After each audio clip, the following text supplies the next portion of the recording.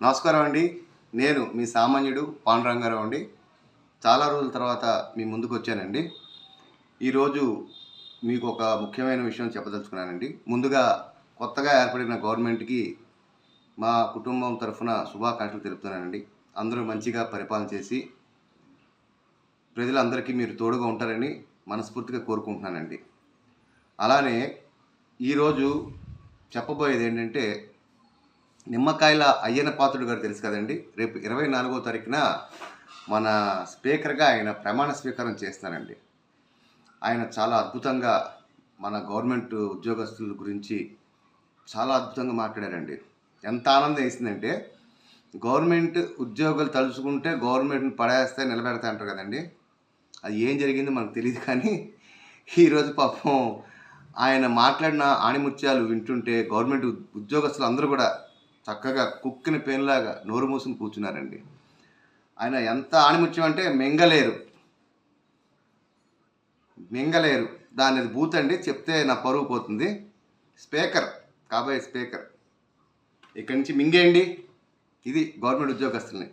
పాపం వాళ్ళు ఏదో పెద్ద చేయకూడదు నేరం చేసినట్టు చేతులు కట్టుకుని పాపం ఉండి చక్కగా దాన్ని ఆలకిస్తారండి. అది ఎంత ఆనందం ఇస్తుందంటే నాకు చాలా ఆనందం ఇస్తుందండి. మన రాష్ట్రం గురించి వాళ్ళకి జీతాలు పెంచేవాలి, నెలలో వచ్చే జీతాలు చాలు. 2 సంవత్సరాలు కరోనాలో మనం ఇబ్బంది పడ్డాం. అయ్యో, మన రాష్ట్రం గురించి మనం ఎంతో కొంత ఒకవేళ జీతం తెలియదు నాకు, దీని ప్రాసెస్ గురించి తగ్గిన మన రాష్ట్రానికి మనం కాంట్రిబ్యూషన్ చేస్తామని చెప్పి ఇది కూడా ఉండదు. ఎంతసేపు వాళ్ళ జీతాలు సరిపోక పాపం లంచాలు కూడా అప్పుడప్పుడు తీసుకుంటారు. అంత మంచోళ్ళండి గవర్నమెంట్ ఎంప్లాయీస్. చాలా ఎంత ఆనందం వేస్తుందంటే ఈరోజు అయ్యన్న పాత్రుడు గారిని చూసి శభాష్ అనిపించిందండి. నిజంగా చాలా గ్రేట్. అంత వయసు వచ్చి అంత బ్యూటిఫుల్గా మాట్లాడటం అనేది అది దేవుడిచ్చిన వారం. ఆయన చాలా గ్రేట్. అలానే అచ్చెన్నాయుడు గారు ఎల్లో బిళ్ళ పెట్టుకుని వెళ్ళాలంటండి గవర్నమెంట్ ఆఫీసులకి. ఎల్లో బిళ్ళ పెట్టుకుని వెళ్తే ఆఫీసర్స్ అందరూ చచ్చినట్టు పనిచేసి తీరాలంట. అది అందరూ ప్రజలు ఒక్కొక్కరు బిళ్ళలు తయారు చేసుకుని వెళ్ళండి. ఎవరైనా సరే పని చేయకపోతే అచ్చెన్నాయుడు గారి పేరు చెప్పండి మర్చిపోకుండా.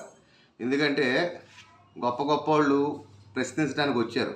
నేను సామాన్యుడిని, నేను ప్రశ్నించాను అనుకోండి, నా మీద లేనిపోని కేసులు పెట్టి గట్టిగా ప్రశ్నించగలం. కాకపోతే మనకు బ్యాక్గ్రౌండ్ లేదు. మన మీద లేనిపోని కేసులు పెట్టి ఈ తలకాయ నొప్పులు ఇవి. గొప్ప గొప్పలు ప్రశ్నించి ఎన్ని అమ్మలక్కలు బూతులు ఆళ్ళు తిట్టినా వాళ్ళకి సెక్యూరిటీ ఇవి అవి వాళ్ళ హుందానే వేరు.